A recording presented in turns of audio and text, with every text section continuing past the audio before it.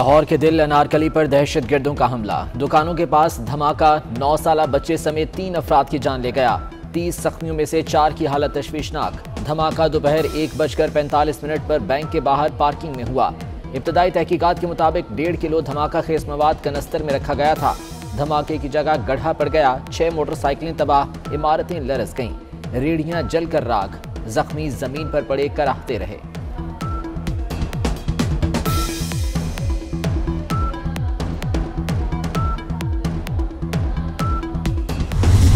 कराची जाने वाले की मंजिल कहीं और ठहरी। धमाके में जाँ बहक अफसार कश्मीर से आया, कराची जा रहा था। क्या जानता था आगे मौत खड़ी है। 24 न्यूज से बात करते हुए अफसार का मामू जज्बाती हो गया। कहा, सिक्योरिटी होती तो बच्चा हमारे पास होता। धमाके में जाँ बहक फिरोजवाला का मोहम्मद रमजान 4 साला बेटी का बाप था।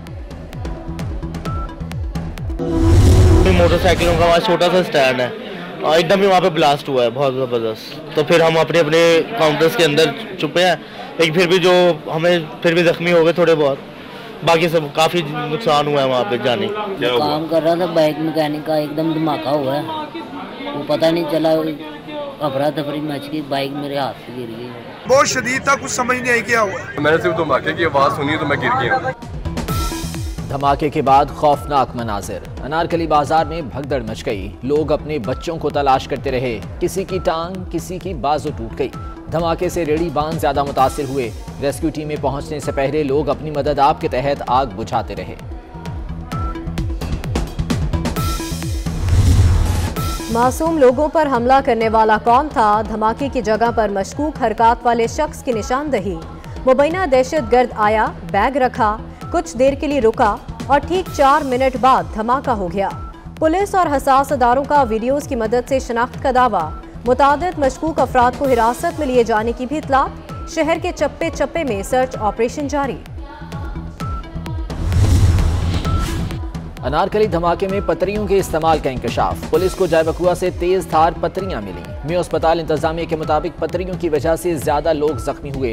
5 शदीद जख्मियों की जान बचाने के लिए जिस्म के आज़ा काटे जाएंगे।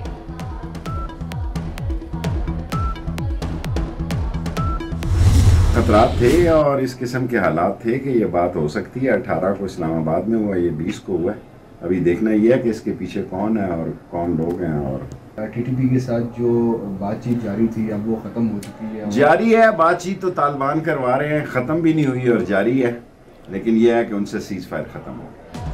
दहशतगर्दी का खतरा मौजूद था। लाहौर समेत 5 शहरों में अलर्ट दिया था। टीटीपी से सीज फायर खत्म हो चुका। शेख रशीद का धमाके के बाद बयान। डीआईजी ऑपरेशंस लाहौर आबिद खान कहते हैं, इस वाक़े के हवाले से कोई खास अलर्ट नहीं था।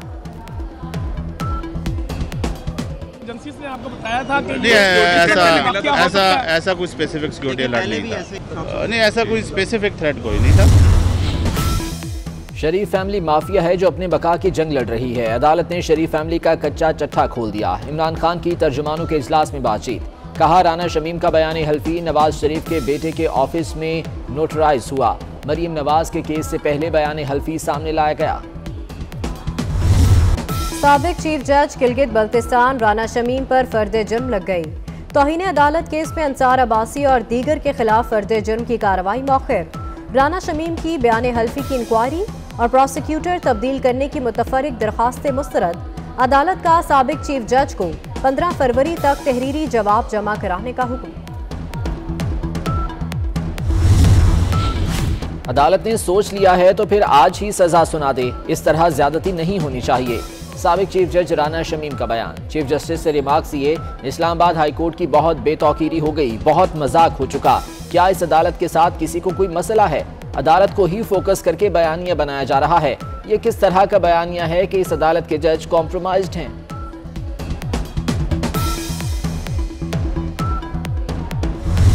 ज़र मुबादला के ज़खायर भी बढ़े हैं, रिकॉर्ड रिमिटेंसेज आई हैं, रिकॉर्ड रेवेन्यू इंक्रीज हुआ है, एक्सपोर्ट्स में इजाफा हुआ है और करंट अकाउंट डेफिसिट पिछले साल $2 अरब से कम सतह पे रहा है।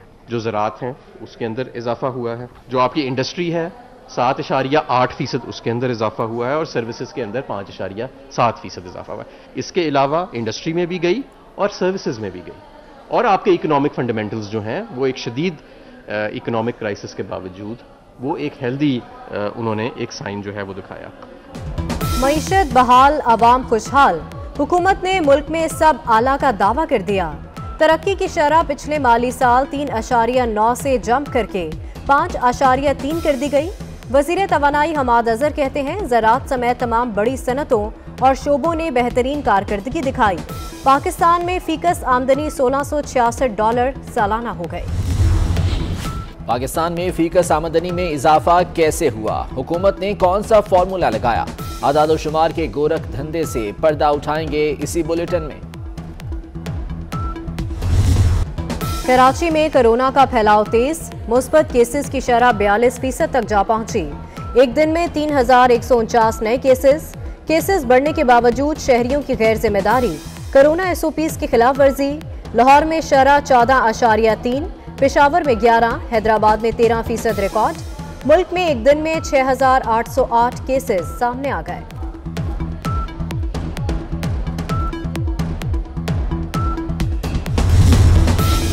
कोरोना के बायस तालीमी सरगर्मियां मुतासिर, नए तालीमी साल में बच्चों को महदूद निसाब पढ़ाने का फैसला। निसाब शॉर्ट करने के लिए पंजाब टेक्स्ट बुक बोर्ड को हिदायत जारी। नया तालीमी साल 8 माह का और 20% सिलेबस कम किया जाएगा। सरकारी और प्राइवेट स्कूल्स में तालिब इल्मों की 50% हाजिरी। पहली से छठी जमात तक तलबा एक दिन स्कूल आएंगे, एक दिन छुट्टी करेंगे।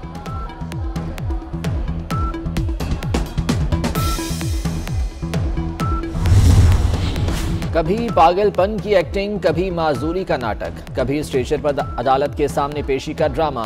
नूर मुकद्दम को कत्ल करने वाले जाहिद जाफर के हथकंडे काम न आए। डॉक्टर्स और माहिर नफ्सियात ने मुकम्मल फिट करार दे दिया।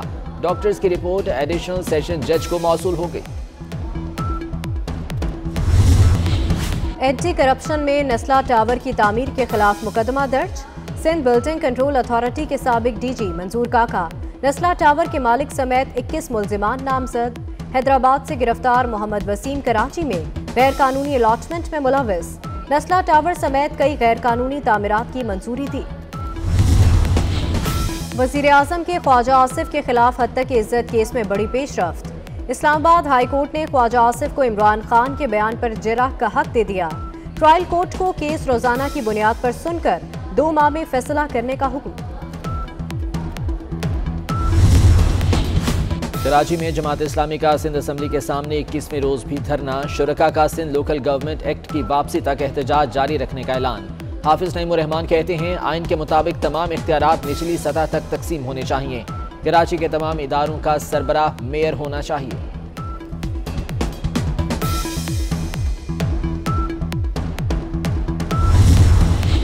पंजाब हुकूमत की वुज़रा के बाद अफसरान के लिए 52 नई गाड़ियां खरीदने की मंजूरी। रावी अर्बन और सेंट्रल डिस्ट्रिक्ट डेवलपमेंट अथॉरिटी को नई गाड़ियां खरीदने की इजाजत। 5 डबल कैबिन 4x4 डाले और करोला गाड़ियां खरीदी जाएंगी। दोनों अथॉरिटीज अपने बजट से गाड़ियां खरीदेंगी। जुमे से मजीद बारिशों और बर्फबारी की पेशगोई का अलर्ट जारी। कल से बारिशों का नया सिस्टम पंजाब में दाखिल होगा। तेज हवाओं गरज चमक के साथ बारिश बरसेगी। महकमे मौसमियात की पेशगोई। इस्लामाबाद और खैबर पख्तूनख्वा में भी बारिशें मुतवक्के। हफ्ते और इतवार को मरी, गिलियात, नारान में बर्फबारी होगी। कराची में कल से तेज समुद्री हवाएं चलेंगी।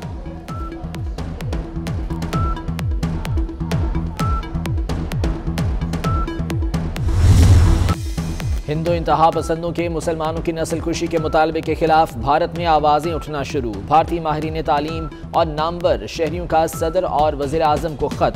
मुसलमानों के खिलाफ नफरत का रास्ता रोकने और मुजरिमाना खामोशी तोड़ने का मुतालबा। ICC one day team of the year का ऐलान। बाबर आजम T20 के बाद वनडे टीम के भी कप्तान मुकर्रर। फखर जमान भी टीम का हिस्सा। Shakibul Hasan, Mushfiqur Rahim, Paul Stirling, रेजी वेंडोसन, semi Singh और दीगर खिलाड़ी भी टीम का हिस्सा। देखिए, मैंने नादिया खान के खिलाफ दरख्वास्त दी है। उनकी एक तज़ीक आमेज़ वीडियो बनाई जहां पर वो बड़े वाज़े तौर पे उनकी मेकअप का, उनके कपड़ों का मजाक उड़ाते हुए अपने रवैये से नज़र आ रहा है। और फिर उन्होंने वो वीडियो अपने YouTube पे और नेट के ऊपर डाली। और मेरी वालदा जो एक प्राइवेट पर्सन है, उनकी प्राइवेसी को इन्फ्रिंज किया है, उसको वायलेट किया है, उनकी बगैर परमिशन के वो डाली है।